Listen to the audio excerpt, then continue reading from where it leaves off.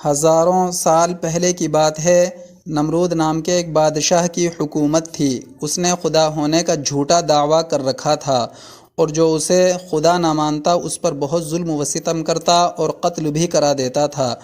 اس دور کے نبی حضرت سیدنا ابراہیم علیہ السلام بھی نمرود کو خدا نہ ماننے کی وجہ سے آگ میں ڈالے گئے، مگر اللہ پاک کے حکم سے وہ آگ آپ علیہ السلام کے لیے ٹھنڈی ہو گئی اور آپ محفوظ رہے۔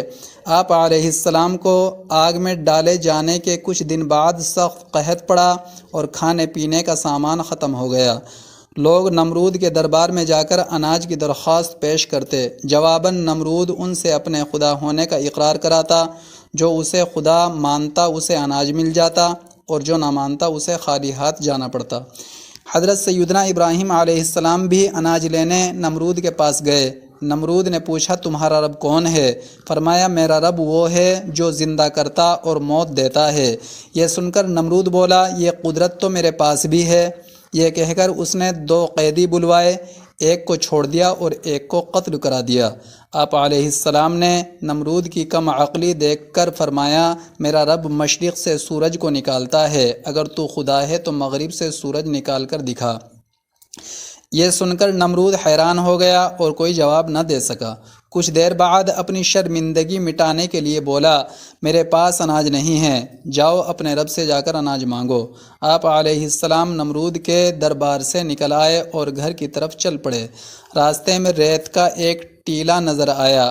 آپ علیہ السلام گھر والوں کو خوش کرنے کے لیے اسی ریت سے ایک تھیلا بھر کر گھر لے آئے اور سو گئے۔ اللہ کی شان دیکھیے کہ آپ کی بیوی حضرت سارہ رضی اللہ تعالیٰ عنہا نے تھیلا کھولا تو وہ آٹے سے بھرا ہوا نکلا۔ انہوں نے فوراً روٹیاں بنائیں اور آپ کو جگایا۔ روٹیاں دیکھ کر آپ علیہ السلام بولے، یہ کہاں سے آئیں؟ انہوں نے کہا، یہ اسی آٹے سے بنائی ہیں جو آپ تھیلے میں بھر کر لائے تھے۔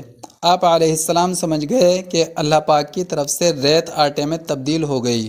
چنانچہ آپ نے اللہ پاک کا شکر ادا کیا۔ ادھر اللہ پاک نے انسانی شکل میں ایک فرشتہ نمرود کے پاس بھیجا۔ فرشتے نے اس سے کہا، تیرا خدا کہتا ہے تو مجھ پر ایمان لے آ، میں تیری بادشاہت برقرار رکھوں گا۔ نمرود بولا، کون خدا؟ خدا تو صرف میں ہوں۔ فرشتے نے دوسری اور پھر تیسری بار بھی اپنی بات دہرائی، مگر ہر بار نمرود انکار ہی کیا۔ اس سرکشی کا نتیجہ یہ ہوا کہ اللہ پاک کی طرف سے مچھروں کی فوج نمرود کے لشکر پر مسلط ہو گئی، جس نے لشکر کے تمام افراد کا گوشت کھا کر سارا خون پی لیا اور ان کی صرف ہڈیاں باقی رہ گئیں۔ مچھر اتنے زیادہ تھے کہ سورج کی روشنی دکھائی نہیں دیتی تھی۔ نمرود یہ ہولناک منظر دیکھتا تھا مگر کچھ نہیں کر سکتا تھا۔ اس کے بعد اللہ کا کرنا یہ ہوا کہ ایک مچھر نمرود کی ناک کے راستے دماغ میں گھس گیا اور مغز کھانا شروع کر دیا۔ درد کی شدت سے نمرود پاگل ہونے لگا اور اس نے اپنی تکلیف ختم کرنے کے لیے سر پر ڈنڈے لگوانا شروع کر دیے۔ خدا کی قدرت کہ جب سر پر ڈنڈا پڑتا مچھر کاٹنا چھوڑ دیتا اور جب ڈنڈا نہ پڑتا کاٹنا شروع کر دیتا۔ کیفیت یہ ہو چکی تھی کہ جو شخص نمرود کے سر پر زوردار چپت لگاتا وہ اس کا ہمدرد کہلاتا۔ یوں ڈنڈے پڑتے پڑتے اور چپت لگتے لگتے 400 سال گزر گئے اور نمرود بالآخر ذلیل و رسوا ہو کر مر گیا۔ دوستوں، آپ ہمارے اسلامک مفتاحی چینل کو سبسکرائب کریں اور ویڈیو کو لائک اور شیئر کریں۔